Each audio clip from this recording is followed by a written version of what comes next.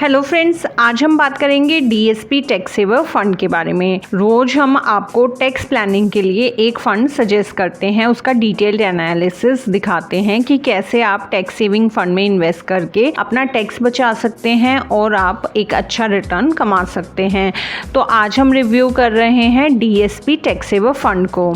इस फंड के बारे में डिटेल में जानने से पहले हम देख लेते हैं कि इसकी परफॉर्मेंस कैसी रही है। तो डीएसपी टैक्स सेवर की लास्ट 3 इयर्स की परफॉर्मेंस है 22.54%, जो कि बहुत ही अच्छा परफॉर्मेंस है किसी भी फंड के लिए। पिछले 5 सालों का रिटर्न है 14.24% और पिछले 10 साल का रिटर्न है 17.28%।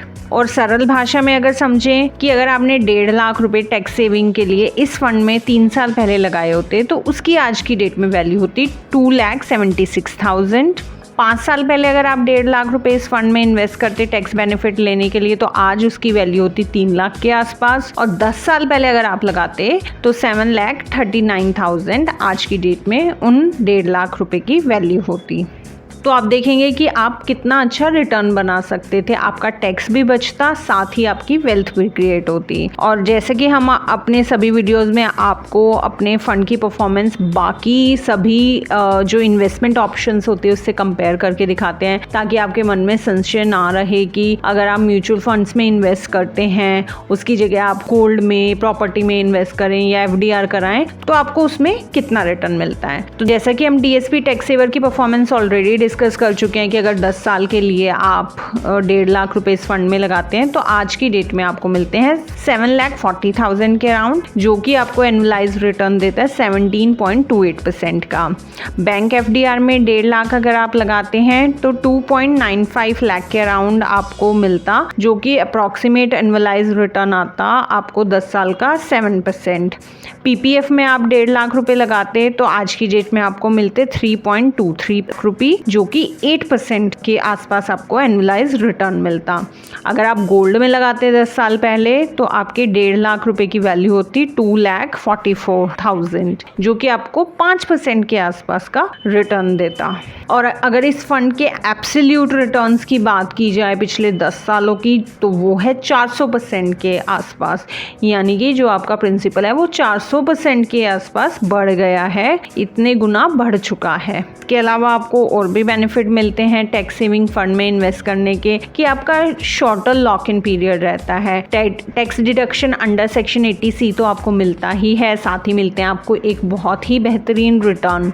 एसआईपी ऑप्शन हमेशा हर म्यूचुअल फंड में अवेलेबल होता है। आप एक छोटी सी शुरुआत किसी भी म्यूचुअल फंड में कर सकते हैं, मात्र 100 रुपए से 500 रुपए से आप एसआईपी शुरू कर सकते हैं और अपनी वेल्थ क्रिएट कर सकते हैं, साथ ही आप अपना टैक्स बचा सकते हैं। लेकिन एसआईपी टैक्स सेविंग फंड में हमेशा 3 साल के लिए लॉक्ड होती है।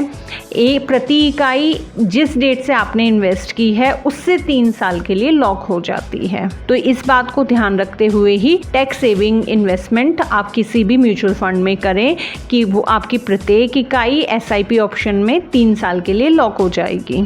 तो अगर आपने हमारा चैनल अभी तक सब्सक्राइब नहीं किया है तो इस तरह के अपडेट्स के लिए हमारे चैनल को सब्सक्राइब करें, लाइक करें और अपने नियर एंड डियर वन से शेयर करना ना भूलें। तो आइए डिटेल में जानते हैं डीएसपी टैक्स सेवर फंड के बारे में। तो इस फंड का इन्वेस्टमेंट ऑब्जेक्टिव है लॉन्ग टर्म कैपिटल एप्रिसिएशन। ये फंड इन्वेस्ट करता है एक वेल डाइवर्सिफाइड इक्विटी शेयर्स के पोर्टफोलियो में। ये इक्विटी टैक्स सेविंग कैटेगरी को बिलोंग करता है, इक्विटी लिंक्ड सेविंग स्कीम। इसका बेंचमार्क निफ्टी 500 है। फंड मैनेजर इसके मिस्टर रोहित सिंघानिया हैं। आइए अब जानते हैं डिटेल में कि आप इसमें इन्वेस्ट करें या नहीं, इसका डिटेल्ड एनालिसिस क्या है, इसका रिटर्न क्या रहेगा और इसके रिस्क फैक्टर्स क्या हैं। नैव इसकी डायरेक्ट प्लान की है 89.74, रेगुलर प्लान की नैव है 82.58।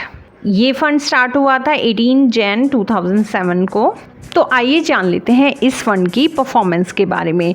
तो ये फंड जनवरी 2007 में स्टार्ट हुआ था 10 रुपये की नैव से। तो इस फंड में लगातार एक बढ़त बनी हुई है। इसका प्राइस लगातार बढ़ता जा रहा है। आप देखेंगे कि बढ़ते बढ़ते इसका प्राइस 2020 में 52 पर गया। उसके बाद कोविड टाइम में एक गिरावट, मामूली सी गिरावट दर्ज हुई और 35 पे इसकी नैव गई। उसके बाद एक अपवर्ड स्विंग आया और ये 83 के आसपास इसकी नैव गई और अभी भी ये अपनी नैव से हाईएस्ट पॉइंट पर मेंटेन कर रहा है। और अगर टोटल इसकी मूवमेंट देखी जाए तो ये अपवर्ड स्विंग में है, तो इसकी परफॉर्मेंस एक कंसिस्टेंट है और लगातार बढ़त के साथ ये फंड अच्छा परफॉर्म कर रहा है। इसके अलावा इसका एसेट अंडर मैनेजमेंट है 10,317.3 करोड़ रुपए। एक्सपेंस रेशियो है इसका 0.82%, जो कि बहुत ही कम है। जितना कम एक्सपेंस रेशियो होता है उतनी ही अच्छी फंड की परफॉर्मेंस होती है, उतनी ही उसकी अच्छी नैव रहती है।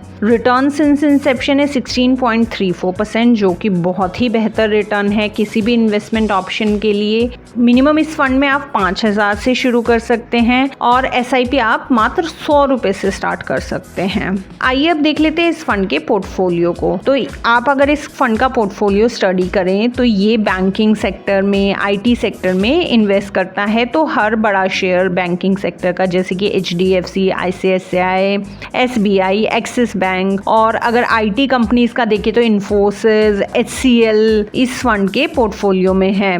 इसके अलावा फार्मा में और ऑटोमोबाइल्स में भी इसकी एक अच्छी इन्वेस्टमेंट है। तो जैसा इन बड़ी कंपनीज का परफॉर्मेंस रहता है वैसी ही इस फंड की परफॉर्मेंस रहेगी। तो सेक्टर एलोकेशन के बारे में बात कर लेते हैं। जैसे कि हमने इसके पोर्टफोलियो में ऑलरेडी देखा, मेजरली ये फाइनेंशियल सेक्टर में इसकी इन्वेस्टमेंट है, जैसे कि HDFC, ICICI, एक्सिस बैंक। इसके अलावा टेक्नोलॉजी सेक्टर में भी इसकी इन्वेस्टमेंट है, जैसे इन्फोसिस, HCL, ऑटोमोबाइल्स में भी जैसे मारुति सुजुकी, एनर्जी सेक्टर में, और हेल्थ केयर सेक्टर में भी इसकी इन्वेस्टमेंट है। और इसके एसेट एलोकेशन 98% ये इक्विटी फंड में इन्वेस्ट करता है। तो अगर ओवरऑल इसकी परफॉर्मेंस देखी जाए, इसके क्रेडेंशियल्स देखे जाए, इसका पोर्टफोलियो देखें, इसकी फंड मैनेजर की परफॉर्मेंस देखें, तो ओवरऑल ये फंड एक आपकी लॉन्ग टर्म इन्वेस्टमेंट के लिए, टैक्स सेविंग के लिए एक सही फंड है। अगर आप टैक्स बचाना चाहते हैं और अपनी टैक्स प्लानिंग, फाइनेंशियल प्लानिंग करना चाहते हैं तो इस फंड में आप इन्वेस्ट कर सकते हैं और अपना टैक्स बचा सकते हैं।